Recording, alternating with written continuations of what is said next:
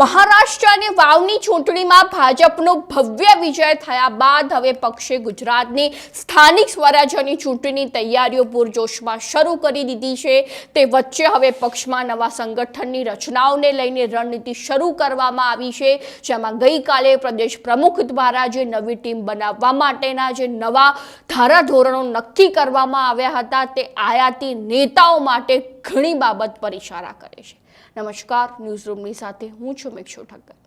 દિવાળીના તહેવારના પહેલાના સમયથી જ ભાજપના નવા મંત્રીમંડળની ચર્ચાઓએ જોર પકડ્યું હતું અને બીજી બાજુ સ્થાનિક સ્વરાજ્યની ચૂંટણીની તૈયારીઓ પણ ભાજપ દ્વારા શરૂ કરી દેવામાં આવી હતી અને તે વચ્ચે પ્રદેશ પ્રમુખની સીટ કોને આપવી તે અંગેની ચર્ચાઓએ પણ જોર પકડ્યું છે। તે વચ્ચે ગઈકાલે કમલમના કાર્યશાળામાં પ્રદેશ પ્રમુખની અધ્યક્ષતામાં નવા સંગઠનની સંરચનાને લઈને ધારાધોરણો નક્કી કરવામાં આવ્યા હતા, જેમાં પાટીલ દ્વારા જણાવવામાં આવ્યું કે પક્ષમાં જે પણ વ્યક્તિ 2 વખત સક્રિય સભ્ય હશે તે વ્યક્તિની ઉંમર 45 વર્ષ કરતાં ઓછી હશે અને તેને જ મંડળના પ્રમુખ બનાવવામાં આવશે, જેમાં તાલુકા પ્રમુખ માટે મહત્તમ 40 વર્ષ અને જિલ્લા પ્રમુખ માટે મહત્તમ 60 વર્ષની મર્યાદા નક્કી કરવામાં આવી છે। અને સૌથી મહત્વનું કે પક્ષમાં જે પણ વ્યક્તિ 2 વખત સક્રિય સભ્ય હશે અને અન્ય ધારાધોરણો મુજબ જે પણ વ્યક્તિને મંડળનું પ્રમુખ બનાવવામાં આવશે તેના પહેલા તેના બાયોડેટાની ચકાસણી કરવામાં આવશે, જેમ કે તેના ભૂતકાળનો ગુનાહિત ઇતિહાસ, તેનું ચારિત્ર, તેની વાણી અને તેનો વેપાર ધંધાનો અહેવાલ મેળવ્યા બાદ જ તેને મંડળના પ્રમુખનું પદ સોંપવામાં આવશે। અને તે અંગેની ટકોર પણ દિલ્હીથી કરવામાં આવી છે કે મંડળોના પ્રમુખ બનાવવા માટે કોઈ બાંધછોડ કરવામાં આવે નહીં, તેમજ કોઈ સગા વહાલાની નીતિ પણ અપનાવવામાં ના આવે। હવે મહત્વની વાત તો એ છે કે ગુજરાત ભાજપના નવા સંગઠનની રચના અંગેના ધારાધોરણો, જેમ કે 2 વખત સક્રિય સભ્યોને જ મંડળના પ્રમુખ બનાવવા, એટલે કે જે વ્યક્તિએ પક્ષમાં 8 વર્ષ કે તેથી વધુ વફાદારી સાથે કાર્ય કર્યું હશે તે વ્યક્તિને જ પ્રમુખ બનાવવામાં આવશે। એટલે શરતો મુજબ પક્ષના સંગઠનમાં કોંગ્રેસના આયાતી નેતાઓને કોઈ ચાન્સ આપવામાં નહીં આવે તેવો ઇશારો ગુજરાત ભાજપ દ્વારા કરવામાં આવ્યો છે, જેમાં બીજી બાજુ પાટીલે ભાજપમાં રહેલા અસક્રિય સભ્યને પણ ટોણો મારી દીધો છે કે ભાઈ જો તમે પક્ષમાં સારી રીતે કાર્ય નહીં કરો તો તમને પણ મંડળમાં સ્થાન નહીં આપવામાં આવે। એટલે ભાજપ હાઈકમાન્ડના આદેશ પરથી એવું જ લાગી રહ્યું છે કે ગુજરાતમાં ભાજપ સંગઠનને લઈને કોઈ બાંધછોડ કરવા માંગતી જ નથી અને જે વ્યક્તિ પક્ષને વફાદાર હશે, સતત સક્રિય હશે તેને જ સંગઠનમાં સ્થાન આપવામાં આવશે।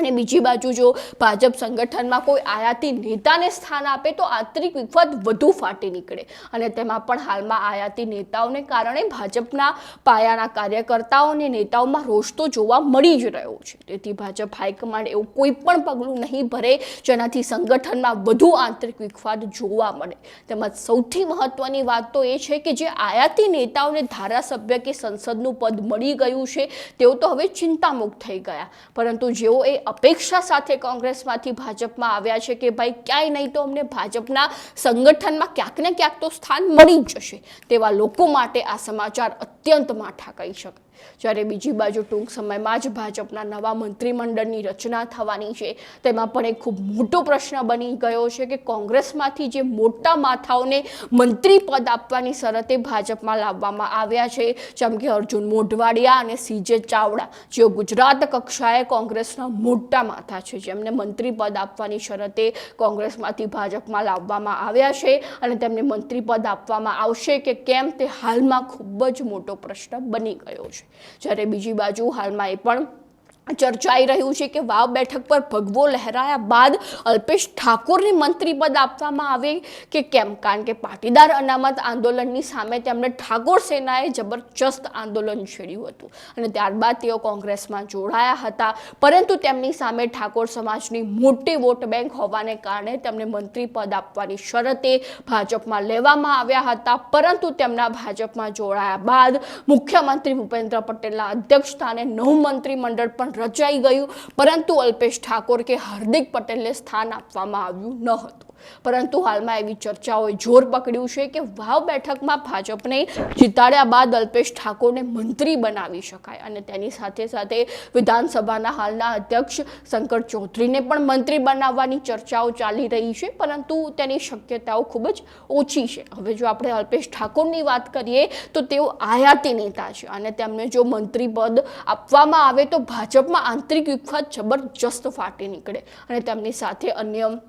આયાતી નેતાઓને પણ મંત્રી પદ આપવા પડે અને બીજી બાજુ સંગઠન અને સરકાર વચ્ચેનું સંકલન સાધવું કાઠું પડી જાય, કારણ કે સંગઠનમાં મૂળ ભાજપના કાર્યકર્તાઓ અને સભ્યોને સ્થાન આપવામાં આવશે, જેમાં સરકારમાં જો કોંગ્રેસમાંથી આવેલા આયાતી નેતાઓને સ્થાન આપવામાં આવે તો તે બંને વચ્ચેનો તાલમેલ મળી જ ન શકે અને બંનેનો ઈગો ક્લેશ થઈ જાય કે ભાઈ અમે કહીએ તે જ સાચું. એટલે આવી પરિસ્થિતિમાં ભાજપ હાઈકમાન્ડે અત્યંત બુદ્ધિપૂર્વકનું કામ કરવું પડે અને તે વચ્ચે ભાજપ પ્રદેશ પ્રમુખની વરણી પણ ટૂંક સમયમાં આવી રહી છે અને આ પદ કોઈ જેવા તેવા વ્યક્તિને સોંપી શકાય તેવું નથી, કારણ કે સંગઠનનું નેતૃત્વ પ્રદેશ પ્રમુખને જ કરવાનું હોય છે અને બીજી બાજુ સરકાર સાથે પણ સારું સંકલન સાધી શકે તેવા પ્રયત્નો પણ કરવાના હોય છે. જેથી હાલમાં પ્રદેશ પ્રમુખનું પદ માટે કોઈ પણ એક ઓબીસી મહિલાનું નામ ચર્ચાઈ રહ્યું છે, કારણ કે મહિલાને પ્રદેશ પ્રમુખનું પદ સોંપતા તે સંગઠન અને સરકાર વચ્ચેનું સંતુલન સારી રીતે સાધી શકે